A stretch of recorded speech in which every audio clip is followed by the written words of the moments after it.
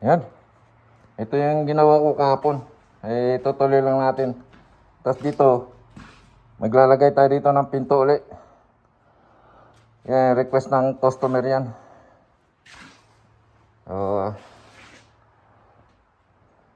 Alright. Let's go!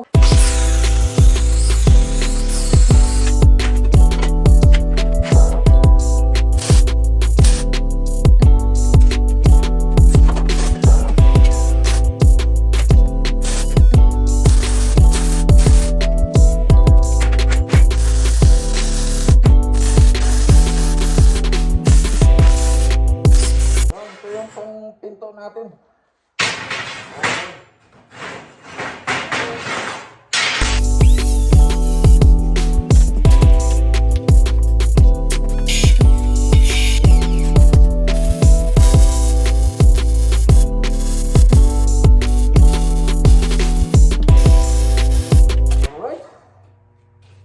Tapos na.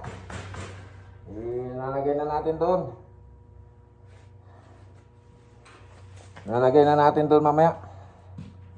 Para sa pinto yan, sa pinto. Okay. Let's go. I-welding na natin yung small door niya.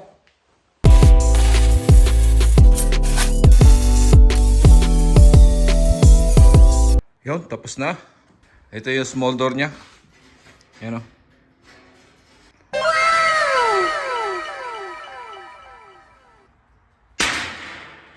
Sasabit na natin to para mapinturahan na. Ma-install na yan bukas. Sana all.